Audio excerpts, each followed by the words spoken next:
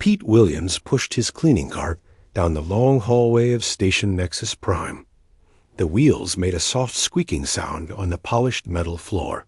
He moved slowly, like an old man should. His gray hair was messy under his work cap. His blue coveralls had small stains from years of cleaning. To anyone watching, he looked like just another janitor doing his job. But Pete was not just any janitor. The station was huge. It floated in space between 12 different star systems. This was where the most important aliens in the galaxy came to talk about big decisions. Today, they were talking about humans. They were deciding if humans could join their galactic club or if humans were too dangerous to trust. Pete stopped his cart outside Conference Room Alpha. Through the thick glass doors, he could see the meeting inside. 12 different types of aliens sat around a big oval table. Some had 4 arms. Some had scales instead of skin. Others had tentacles where humans had fingers. They all looked very serious. At the head of the table sat Ambassador Kethver. He was from the Draxian Empire. The Draxians were warriors. They had tough skin like armor and claws that could cut through metal. Kethver was bigger than most humans. When he talked, his voice was loud and angry. Humans are weak, Kethver said, hitting the table with his fist. They have small bodies. They have soft skin. They break easily. How can creatures like this fight in real wars? The human diplomats sat quietly at one end of the table. Captain Lisa Morgan tried to speak, but the aliens did not want to listen.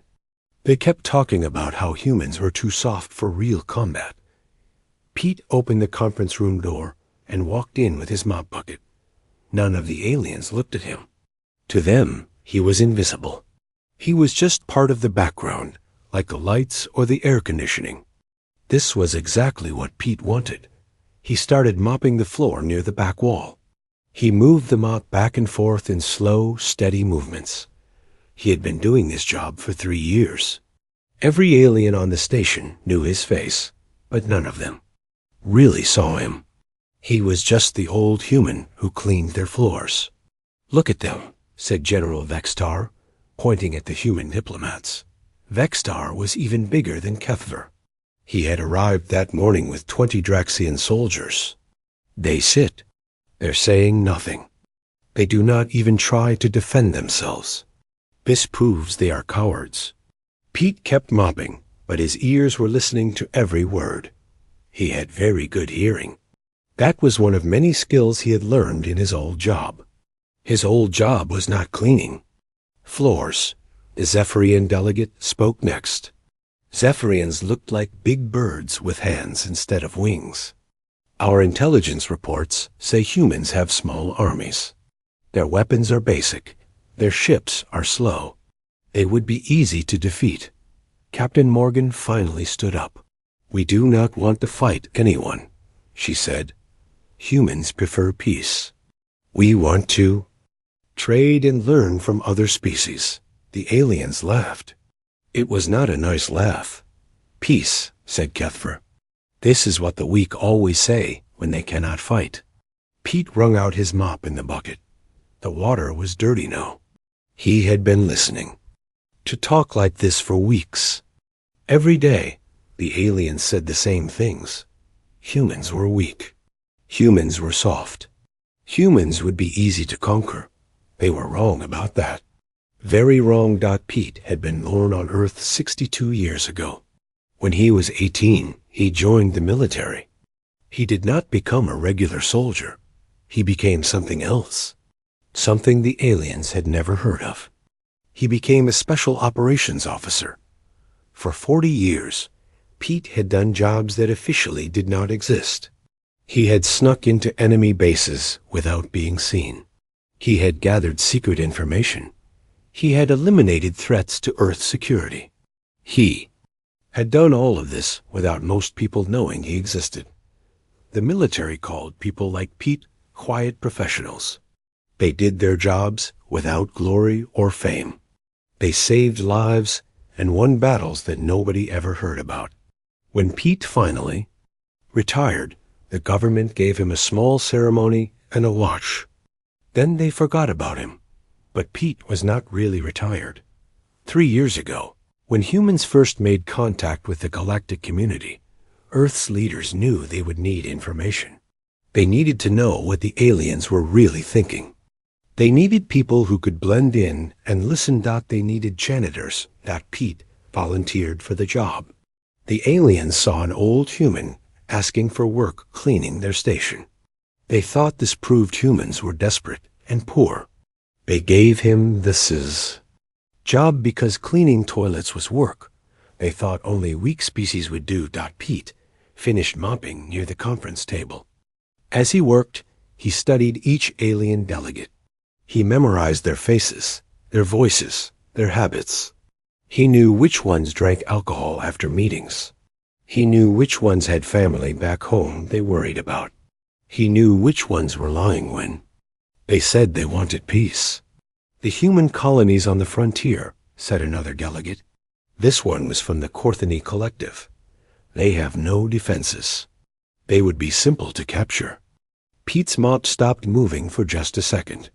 Then he continued cleaning. The aliens were talking about attacking human settlements. This was important information. Perhaps we should test their resolve, said General Vextar. A small raid on 1 or 2 colonies. Nothing major. Just to see how they respond. An excellent idea, agreed Kethver. We could call it a training exercise. Captain Morgan looked worried. Any attack on human civilians would be an act of war, she said. War? Vextar laughed. You cannot have war without 2 armies. You only have 1. Pete pushed his cart toward the door. He had heard enough for now. As he left the room, he thought about the conversation. The aliens were planning to attack human colonies. They thought it would be easy. Pete knew something they did not know. Those colonies were not defenseless. They just looked that way. In the hallway, Pete stopped at a wall panel. It looked like a maintenance access point for the station's electrical system. Pete opened it with a special key. Inside was not electrical equipment. Inside was a communication device that looked like part of the station's wiring. Pete typed a short message. Cleaning supplies needed. Request delivery to sectors 15, 23, and 31. To anyone reading it, this looked like a boring maintenance request. But Pete knew the message would reach the right people on Earth. Those numbers matched the coordinates of 3 human colonies. The same colonies the aliens had just been talking about attacking. Pete closed the panel and continued down the hallway. Tomorrow he would clean conference room Alpha again. He would listen to more alien conversations. He would learn more of their secrets. The aliens thought humans were weak because they saw Pete as just an old janitor. They did not know that the most dangerous human in the room was often the one nobody noticed. Pete had learned this lesson many years ago during his first special operations mission. The best way to defeat an enemy was to let them think they had already won. Let them get confident. Let them make mistakes. The aliens were about to make a very big mistake. 3 days passed since Pete heard the aliens planning their attack. Each day, the meetings got worse. The alien delegates grew more angry and more sure that humans were weak. They spoke louder about teaching humans lessons and showing them their place in the galaxy. Pete kept cleaning. He mopped floors, emptied trash cans, and wiped down tables. The aliens still did not see him as anything important. This was perfect.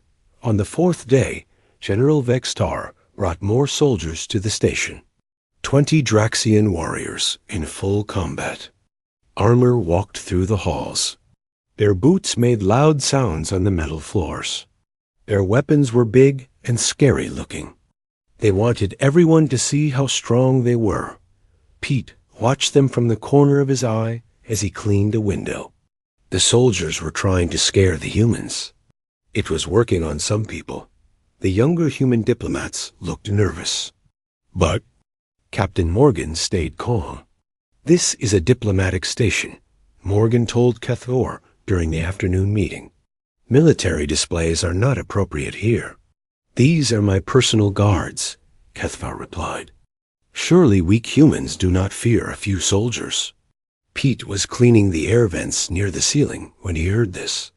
He had to use a ladder to reach them.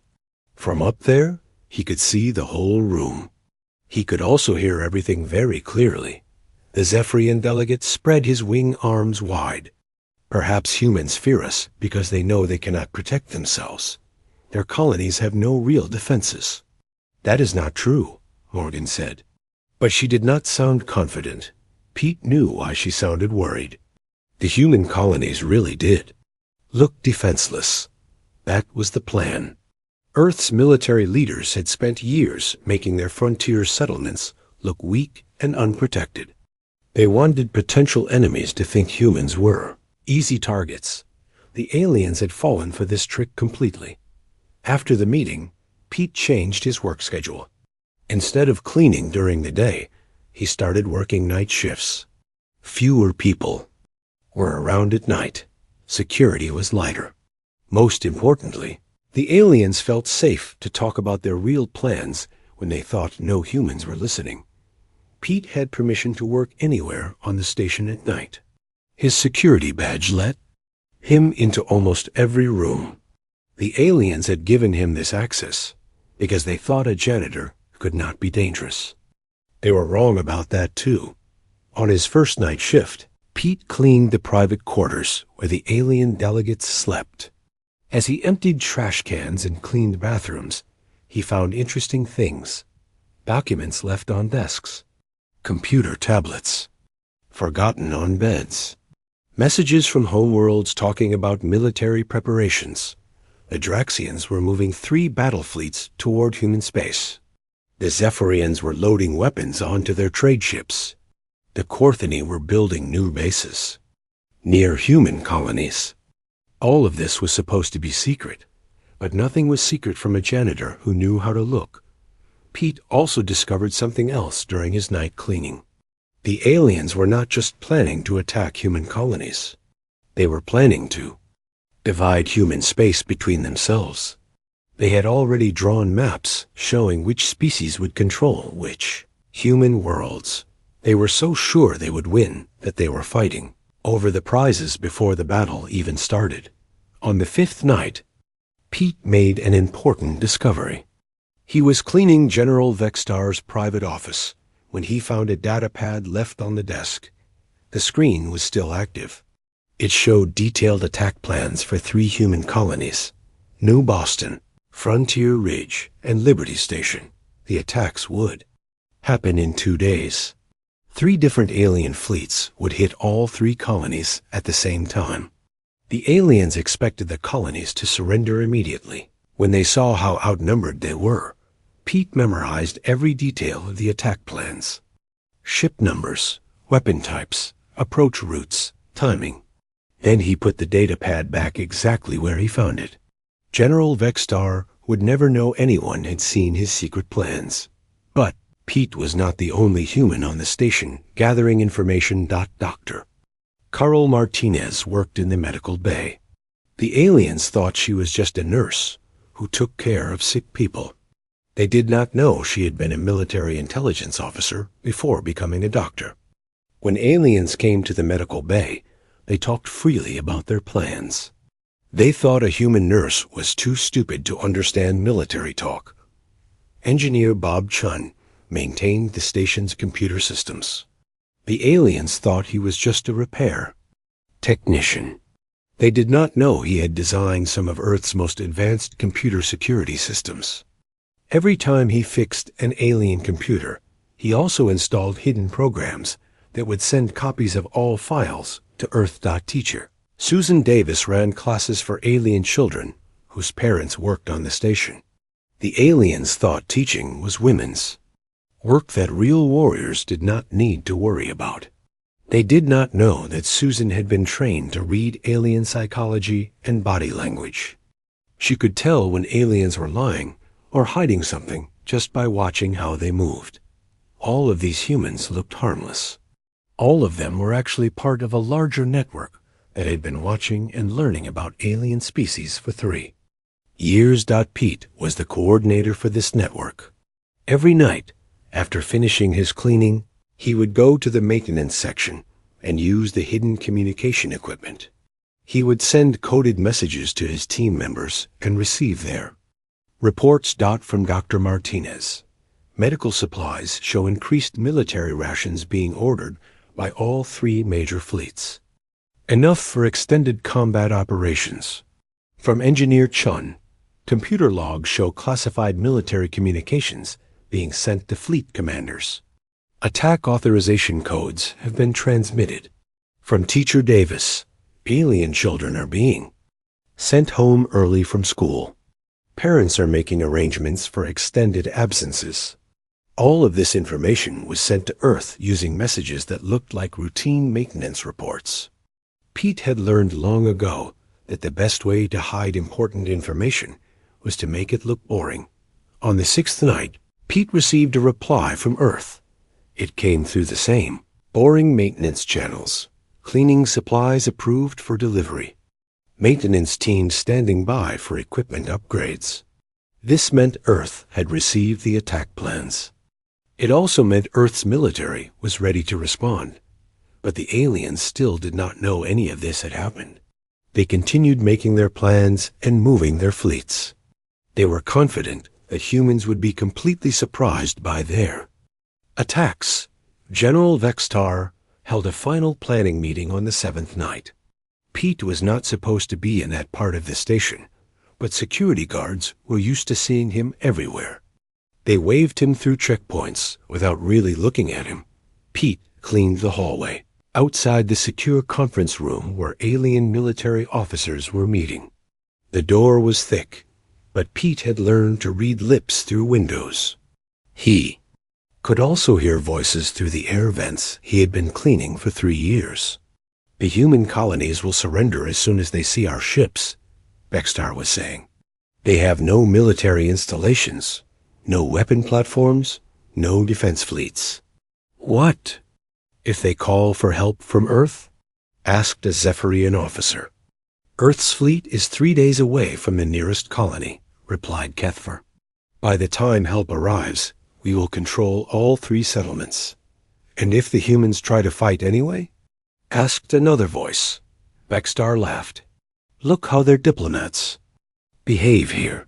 They sit quietly and make no threats. They beg for peace like children. These are not warriors. They will not fight. Pete finished cleaning the hallway and pushed his cart away. As he walked, he thought about what the aliens had said. They were right about one thing. The human colonies did not have visible defenses. But they were wrong about everything else. Humans did not always fight the way aliens expected. Sometimes the best defense was to let your enemy think they had already won. Then, when they came to collect their prize, they would find something very different than what they expected. Pete reached his maintenance room and sent one final message to Earth. Final cleaning scheduled for tomorrow. All supplies confirmed. Ready for delivery. Tomorrow, the alien fleets would attack 3 human colonies. They expected to find helpless settlements full of scared civilians. Instead, they were going to learn something important about humans. They were going to learn that the most dangerous enemy was the one you never saw coming. The alien attack fleets left Station Nexus Prime early in the morning. Pete watched through the observation windows as dozens of warships moved away from the station. The ships were big and powerful looking. Their weapons could destroy entire cities. General Vextar stood on the command deck of his flagship with his arms crossed. He looked very confident. He believed that in a few hours, 3 human colonies would belong to the Draxian Empire. Pete continued his cleaning duties as if nothing important was happening. He mopped floors and emptied trash cans just like any other day. But inside, he was counting down the hours until the fleets reached their target's dot at exactly 14:30 station time. The first reports came back. Pete was cleaning near the communication center when he heard the radio messages. Fleet Commander to Nexus Prime. Came Vexstar's voice over the speakers. We have arrived at target coordinates. Beginning scan of colony. There was a long pause. Then Vexstar's voice came back, but now he sounded confused. Nexus Prime, we are not detecting any life signs at the colony. The settlement appears to be ... empty. In the communication center, the Draxian radio operator looked puzzled. Empty? Are you sure? Confirmed. All buildings are intact, but there are no humans present. It appears they evacuated recently. Similar reports came in from the other two. Fleets. All 3 human colonies were completely empty. The aliens had traveled across space to attack settlements that no longer had anyone in them. Pete kept mopping, but he was listening to every word. He knew exactly what had happened. His warning messages had reached Earth 72 hours ago. That was enough time to evacuate all 3 colonies and move the civilians to safety. But the aliens did not know this yet. General Vexstar returned to the station that evening. He was angry and confused. In the conference room, he demanded answers. From the human diplomats. How did you know we were coming? He shouted at Captain Morgan. Our attack plans were classified. No humans had access to that information. Morgan looked genuinely surprised. We did not know about any attack plans. We received emergency evacuation orders from Earth Command, but they did not tell us why. This was technically true. Earth Command had ordered the evacuations, but they had not told the diplomats about Pete's intelligence network. The fewer people who knew about the secret operation, the better. Kethver slammed his fist on the table. Someone warned them. Someone on this station sent information to Earth. Pete was cleaning windows on the far side of the room.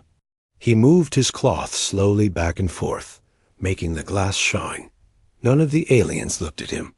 We will investigate every human on this station, Vexstar declared. We will find out who betrayed our plans. Over the next several days, the aliens did exactly that. They questioned every human diplomat. They searched the quarters of human personnel. They examined all official communication records between the station and Earth Dot. They found nothing suspicious. This was because Pete and his team were not using official communication channels. They were using maintenance systems that the aliens did not think were important enough to check. While the aliens were busy with their investigation, Pete received new orders from Earth. The message came through his hidden communication system and looked like a routine request for cleaning supplies. But Pete knew how to read the real meaning. Prepare for Phase 2 operations. Equipment will be delivered through standard maintenance channels. Phase 2 was more complicated than just gathering information. Now Pete and his team had to take active steps to protect human space from alien attacks. The first step was sabotage.engineer. Bob Chun had been working on alien computer systems for 3 years. During that time, he had installed hidden programs in almost every important system on the station. These programs looked like normal maintenance software, but they could do much more than clean up computer files. Dr. Carol Martinez had been treating sick aliens for 3 years. She knew the biology of every major species in the galaxy. She also knew which medicines they took and which foods they ate. This knowledge could be very useful in the right situation. Teacher Susan Davis had been studying alien psychology and culture for 3 years. She knew how different species thought and what scared them most. She knew which species were natural allies and which ones secretly hated each other. All of this knowledge was about to become very important. Pete's team received their specific assignments through the maintenance communication network.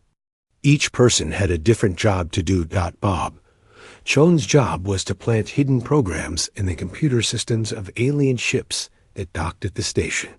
These programs would stay inactive until they received a special signal. When activated, they could cause all kinds of problems with navigation, weapons, and life support systems. Carol Martinez's job was to study the medical records of important alien leaders. She needed to find out if any of them had health problems that could be used against them. She also needed to prepare special medicines that could make aliens sick without them knowing why. Susan Davis's job was to create psychological profiles of alien military commanders. She needed to figure out how they would react under stress and what kind of tactics would confuse them most. Pete's job was to coordinate everything and continue gathering intelligence about alien military plans. None of this work looked suspicious to outside observers. Bob was just doing regular computer maintenance.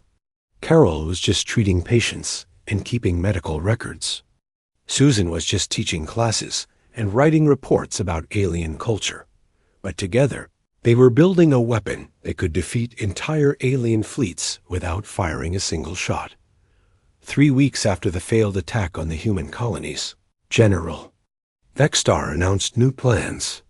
The aliens would launch a much larger attack on human space. This time, they would send their entire combined fleet. They would attack not just frontier colonies, but Earth itself. We will show these humans the price of making fools of us, Vexstar declared during a military planning session. Pete was cleaning the floors during this meeting. He heard every word of the new attack plans. The alien fleet would be 20 times larger than the first one. It would include ships from 6 different species. It would carry enough firepower to destroy entire planets.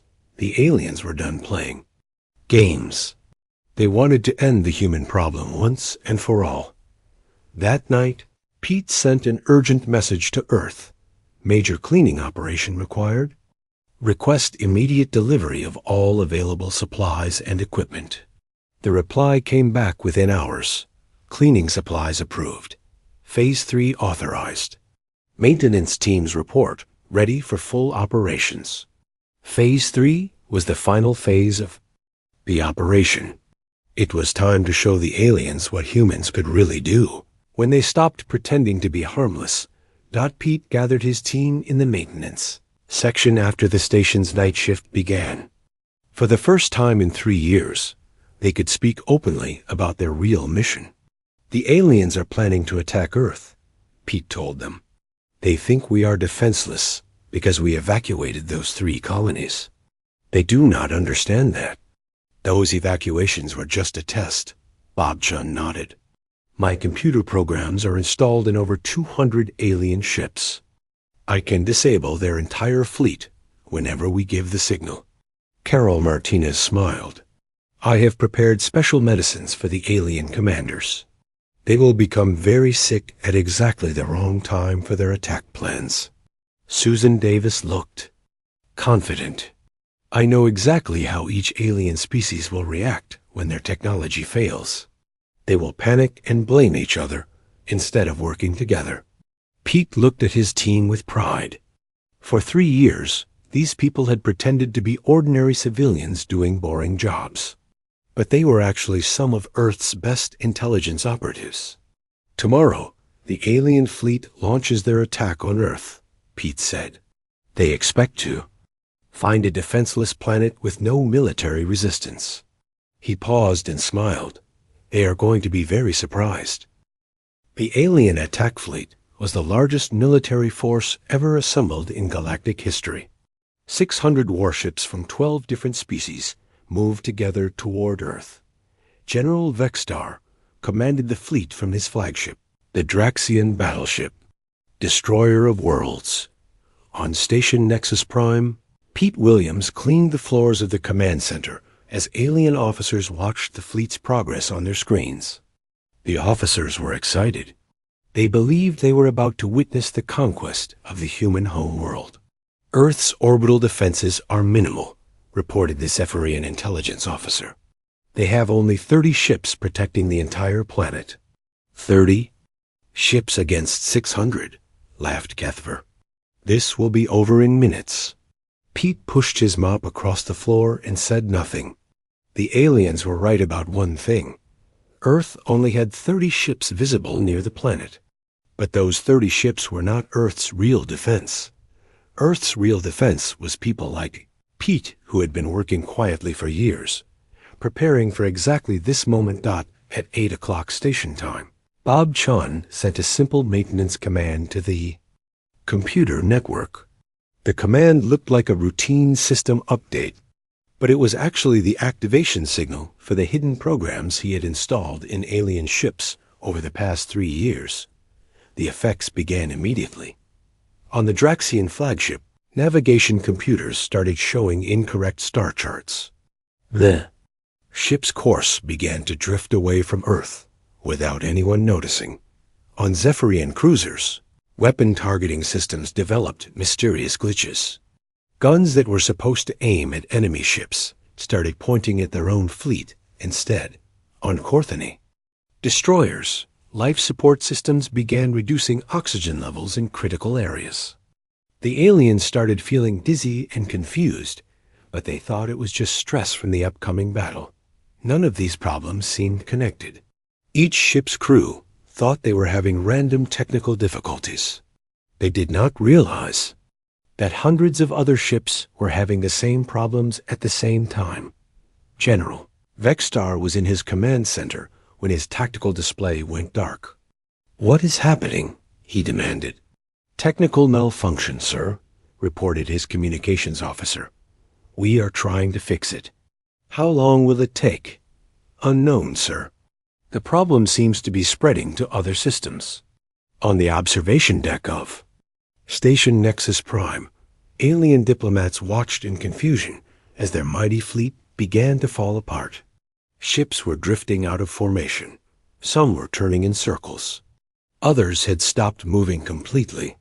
"This is impossible," said the Zephyrian delegate. "Our ships are the most advanced in the galaxy. They do not have mechanical failures." Pete was cleaning the windows nearby. He listened to the aliens talk, but he did not show any emotion on his face. Inside, he was pleased with how well the plan was working, but the computer sabotage was only the beginning. Dr. Carl Martinez had been preparing for this day for months. She had studied the medical records of every important alien commander in the fleet. She knew their health problems, their allergies, and their biological weaknesses. 3 days ago, she had given General Vexstar a medical exam. This was routine for all senior officers before major military operations. During the exam, she had injected him with what she called preventive medicine to protect him from space sickness. The injection was not preventive medicine. It was a slow-acting drug that would make him very sick at exactly the wrong time. As the alien fleet struggled with their technical problems, General Vexstar began to feel ill. His vision became blurry. His hands started shaking. He could not think clearly. "Get me to the medical bay," he told his aide, but the ship's medical bay was having its own problems. The alien doctors could not figure out what was wrong with their equipment. Their diagnostic machines were showing impossible readings. This was because Bob Chun's computer programs had also infected the medical systems. Similar problems were happening throughout the alien fleet. Commanders were getting sick. Computer systems were failing. Life support was breaking down. Communication between ships was becoming impossible. The aliens had no idea that all of these problems were caused by the same thing. 3 years of careful preparation by humans they had never bothered to notice. But Pete's team was not finished yet. Teacher Susan Davis had spent 3 years studying alien psychology. She knew that different species reacted differently to crisis situations. When things went wrong, some aliens became angry and aggressive. Others became scared and tried to run away. Most importantly, they all started blaming each other instead of working together. Susan activated the final part of the plan.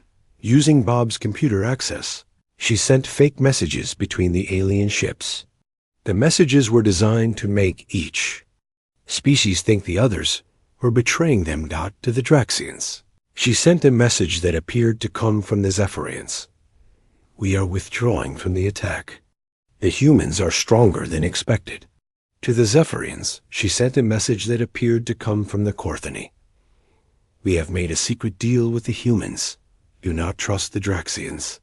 To the Corthony, she sent a message that appeared to come from the Draxians. Change of plans. We are attacking the Zephyrian ships first. These fake messages arrived just as the alien fleet was dealing with their technical problems and sick commanders. The aliens were already confused and scared. The fake messages made them paranoid and angry. Soon, alien ships were pointing their weapons at each other instead of at Earth. The Zephyrians are targeting our engines, shouted a Draxian officer. The Corthony are jamming our communications, reported a Zephyrian captain. All ships prepare for defensive action, ordered various commanders. The great alien fleet that was supposed to conquer Earth was now fighting itself. General Vextar, barely able to stand because of Carol's drug, tried to regain control of the situation. But his orders were not getting through because of Bob's communication disruptions. Even when his messages did get through, the other commanders did not trust them because of Susan's fake messages. On Station Nexus Prime, the alien diplomats watched in horror as their invasion fleet tore itself apart. Ships that had been allies for centuries were now shooting at each other. The carefully planned attack on Earth had become a chaotic battle between former friends. How is this possible? Demanded Kethvar. Our species have worked together for generations. Pete continued cleaning the windows, but now he allowed himself a small smile. The aliens were learning an important lesson about humans. The lesson was that humans did not always fight the way their enemies expected. At 14:30 station time, the real surprise began. The 30 human ships that had been guarding Earth suddenly disappeared from alien sensors. They had not been destroyed. They had activated cloaking technology that the aliens did not know humans possessed. At the same time, 300 more human ships appeared from behind Earth's moon. These ships had been hiding there for weeks, waiting for the right moment to reveal themselves. But even this was not the biggest surprise. The biggest surprise was what happened to the human colonies that the aliens thought they had already scouted. The defenseless settlements that looked like easy targets suddenly activated massive defense systems that had been hidden underground. Weapons platforms rose from beneath the surface of colony worlds. Fighter squadrons launched from hidden bases. Shield generators created protective barriers around entire planets. The aliens had been watching human space for years, but they had only seen what humans wanted them to see. Captain Morgan's voice came over the communication system, speaking to the entire alien fleet. This is Captain Lisa Morgan of Earth Defense Command. Your invasion fleet is disabled and surrounded. You have two choices. Surrender now, or we will finish what you started. For the first time in the battle, the alien ships stopped fighting each other. They were too shocked to continue. General Vextar, despite being sick and confused, managed to send one final message. This is impossible. We studied your defenses for years. You had no hidden fleets, no secret weapons, no military technology we did not know about. Captain Morgan's reply was calm and professional. General, you made one critical mistake. You assumed that what you could see was all there was to see. You never considered that the most dangerous humans might be the ones you never noticed. In the command center of Station Nexus Prime, Pete Williams set down his mop and walked over to the main communication console. For the first time in 3 years, the aliens looked directly at him. You, whispered Kethvar. You are just a janitor. Pete straightened his shoulders and looked the alien ambassador in the eye.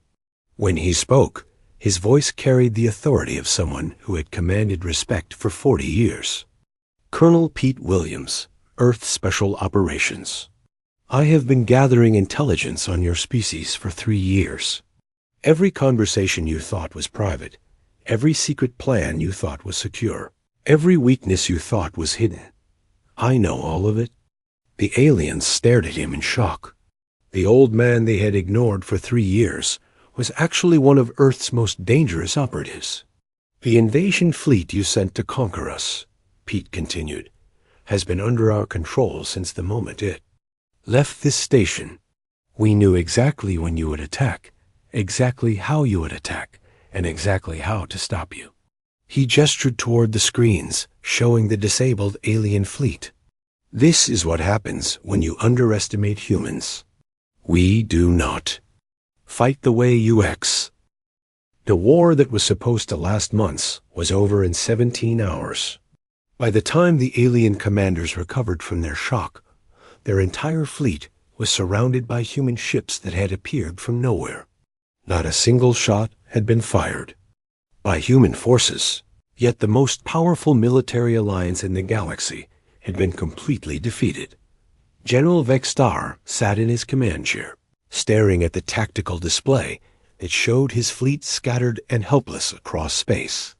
His sickness was finally wearing off, but his pride might never recover. 600 of the galaxy's most advanced warships had been defeated by an old human with a mop and 3 people. The aliens had thought were harmless civilians. The communication system crackled to life. Captain Morgan's voice came through clearly. All alien vessels, this is Earth Defense Command. You will power down your weapons and prepare to be escorted back to neutral space. Any attempt to resist will be met with immediate response. Vextar looked around his bridge at his officers. They were waiting for orders, but what orders could he give? His weapons would not work properly. His navigation was broken. His communications were compromised. Even if his systems were working, he was outnumbered 3-1 by human ships that had somehow stayed hidden until the perfect moment. "Sir?" asked his second-in-command. "What are your orders?" Vextar closed his eyes. In 40 years of military service, he had never imagined a defeat like this. Not because his enemy was stronger, but because his enemy had been invisible. "Power down weapons," he said quietly. "Comply with human instructions." On Station Nexus Prime, the alien diplomats sat in stunned silence. They had spent weeks talking about human weakness and primitive technology. Now they watched their most powerful fleets being herded home like children who had misbehaved. Pete Williams continued his cleaning duties as if nothing unusual had happened. He mopped the floor around the conference table where the aliens sat. None of them spoke to him, but all of them watched his every movement. Finally, Kethver found his voice. "How long have you been planning this?" Pete stopped mopping and looked at the Draxian ambassador. "Planning what?" "I am just a janitor cleaning floors. Do not play games with us," Kethver said. "You are clearly not what you pretended to be." Pete set down his mop and faced the alien delegation. For the first time in 3 years, he allowed them to see him as he really was. His posture straightened. His eyes became sharp and alert. His voice carried the authority of someone who had commanded soldiers in life-or-death situations. "You are right," Pete said. "I am not just a janitor. But I was not lying about my job either. For the past 3 years, I really have been cleaning your floors and emptying your trash cans. The difference is that while I was doing those jobs, I was also doing something else." He gestured toward the screens showing the defeated alien fleet. "I was watching you, learning about you, understanding how you think and how you fight. Most importantly, I was learning about your greatest weakness." "What weakness?" demanded the Zephyrian delegate. "Your arrogance," Pete replied simply. "You were so sure that you were superior to humans that you never considered we might be playing a different game than you thought." Pete walked over to the conference table and sat down. For 3 years, he had never sat at this table. He had always been the servant, standing in the background while more important people made decisions. Now, for the first time, he was speaking to the aliens as an equal.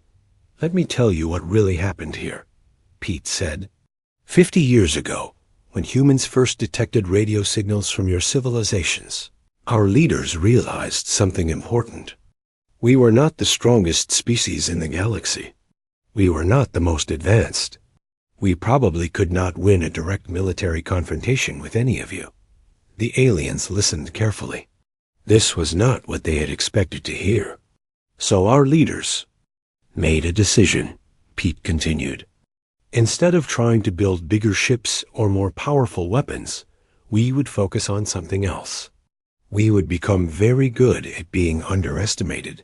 Dr. Carol Martinez entered the conference room carrying a medical bag. The aliens tensed, but she just smiled and began checking on the health of the delegates. After 3 years of treating their minor illnesses, they were used to her presence. "Dr. Martinez here is not just a nurse," Pete explained. "She is one of Earth's leading experts on alien biology.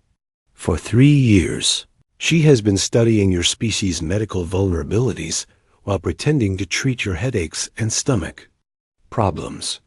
Engineer Bob Chun walked in carrying a tablet computer. He began checking the room's electronic systems, just like he had done hundreds of times before. But now the aliens watched him with new understanding. "Mr. Chun is not just a repair technician," Pete said. "He designed some of the computer viruses that disabled your fleet. For 3 years, he has been installing hidden programs in your ships every time he performed routine maintenance." Teacher Susan Davis entered with a stack of papers. She had been grading tests from her alien students. The alien delegates had often bragged about how smart their children were and how quickly they learned human customs. "Ms. Davis is not just a teacher," Pete explained. "She is a psychological warfare specialist. For 3 years, she has been studying how your species think and react under stress. The fake messages that turned your fleet against itself. She wrote all of them." The aliens looked at the 4 humans with a mixture of fear and respect. For 3 years, these people had been living among them, working for them, serving them. And all that time, they had been Earth's most effective intelligence operatives. "You see," Pete said, "we learned something important from our own history. The most dangerous person in any room is often the one nobody notices. We applied that lesson on a galactic scale." Kethver leaned forward. "What do you want from us now? Surrender? Tribute? Our submission to human rule?" Pete shook his head. "We want exactly what we have always wanted. To be left alone to live our lives in peace. The only difference is that now you understand the cost of threatening that peace." Captain Morgan entered the conference room.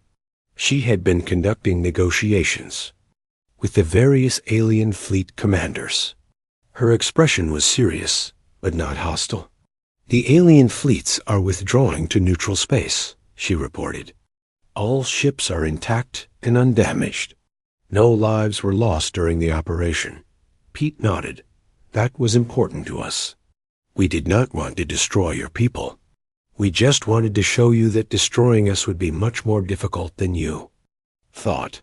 General Vextar's voice came over the communication system. "Colonel Williams, I want to ask you something." Pete activated the reply function. "Yes, General? How many people like you are there?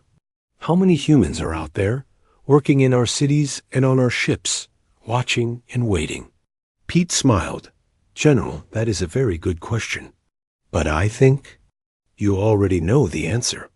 There was a long pause before Vextar replied, "We will never know, will we? Every human we meet from now on could be another operative like you." "That is possible," Pete agreed. "Or they could just be ordinary people doing ordinary jobs. The problem is, you will never be able to tell the difference." This was the genius of Earth's strategy. It was not based on having thousands of secret agents everywhere. It was based on making their enemies think there might be thousands of secret agents everywhere. The fear of being watched was often more effective than actually being watched. Over the following days, representatives from all 12 alien species came to Station Nexus Prime to negotiate a new treaty with humanity. The tone of these negotiations was very different from the previous talks. The aliens no longer spoke about human weakness or primitive technology. It did not make jokes about soft human bodies or limited human intelligence. Instead, they spoke carefully and respectfully, always aware that they might be talking to someone more dangerous than they appeared. The final treaty established humanity as an equal partner in the galactic community. Human colonies would be respected and protected. Human ships would have free passage through all space lanes. Most importantly, any attack on human territory would be considered an act of war against Earth's hidden network of operatives scattered throughout the galaxy. Pete Williams officially retired from intelligence work after the treaty was signed. He received a small ceremony and a gold watch from Earth's government.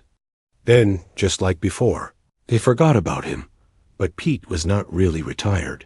He returned to his job as a janitor on station Nexus Prime. The aliens offered him better positions: diplomatic advisor, military consultant, cultural liaison.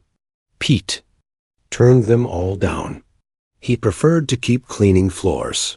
The alien delegates were never comfortable around him again.